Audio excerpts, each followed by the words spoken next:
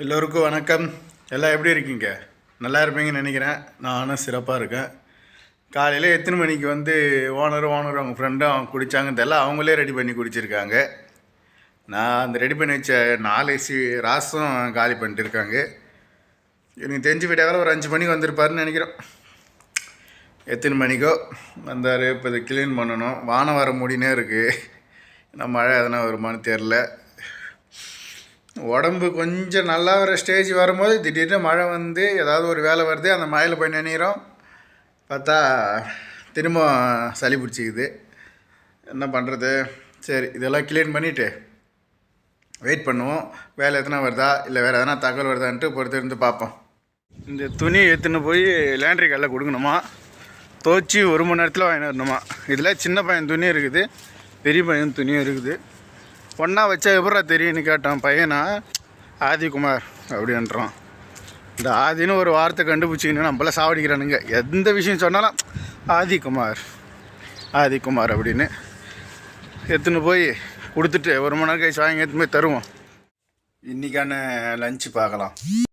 இது திறந்தா சாப்பாடு ஊறுகாய், இது திறந்தா எப்பயும் போல் சிக்கன், இது திறந்தா இது ஒரு ஐஸ்கிரீம் ஏதோ ஒன்று வந்துக்குது.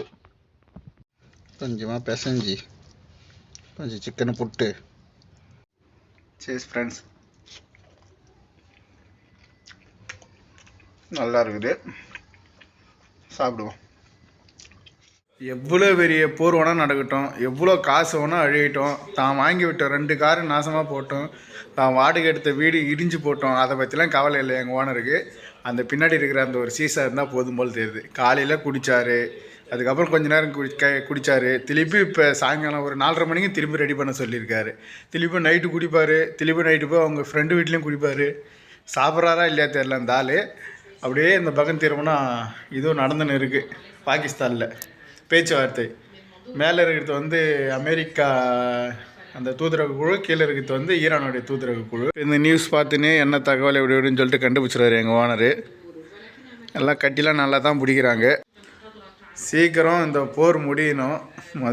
இந்த ஈரான் சொன்ன அந்த 10 அமெரிக்கா ஓகே பண்ணி, அப்புறம் அமெரிக்கா என்ன கண்டிஷன் சொல்லுதோ அது ஈரான் ஓகே பண்ணி சுத்தமாக போர் முடிஞ்சால் தான் நிம்மதி. குவைத்தோட பாதுகாப்பு அதிகாரிகள் தீவிரவாத குழுக்களுடன் இணைந்து செயல்பட்ட 24 பேரை வந்து கைது பண்ணியிருக்காங்க இன்னைக்கு.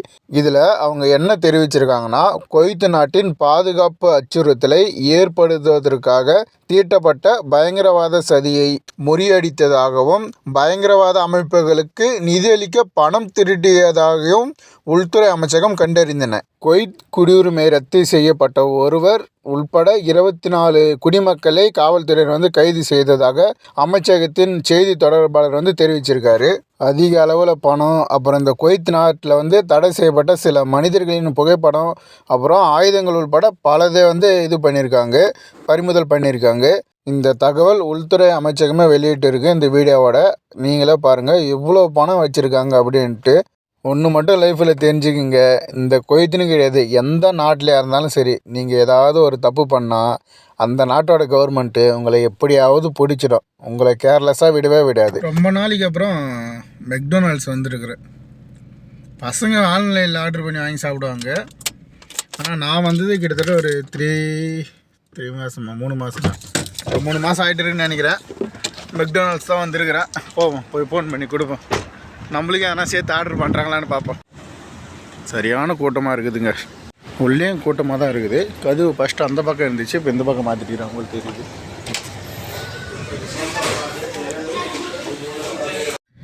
ஒரு வழியாக வாங்கிட்டேன்.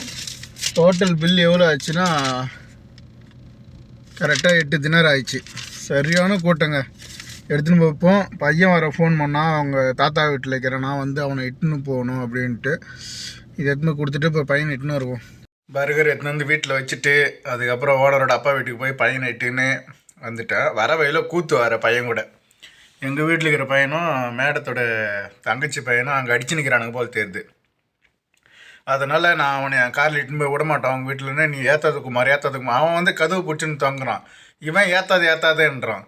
அப்புறம் 2 பேரும் பிடிச்சி கத்தி சண்டை போட்டு, நீ பின்னாடி உக்கார நீ முன்னாடி உக்காரான்னு சொல்லிட்டு அவனை இட்டுன்னு போய் அங்கே விட்டுட்டு அப்புறம் எங்கள் வீட்டுக்கு வந்துட்டு அப்படியே நைட்டு டின்னருக்கு ஒரு அவிச்ச முட்டை போய் கடையில் வாங்கிக்கின்னு வந்து வீடியோ முடிக்கிறேன். இந்த பசங்க கூட இதுதாங்க, இப்போ அடிச்சுக்கிறானுங்களா, நாளைக்கு நல்லா குடிக்குவானுங்க, அப்புறம் பர்கருக்கு சாப்பிடும் போது அடிச்சுக்குவானுங்க. ஐயோ ஐயோ. சரி ஃப்ரெண்ட்ஸ், இன்றைக்கான வேலையும் முடிஞ்சிருச்சு, இன்றைக்கான தகவலும் முடிஞ்சிருச்சு.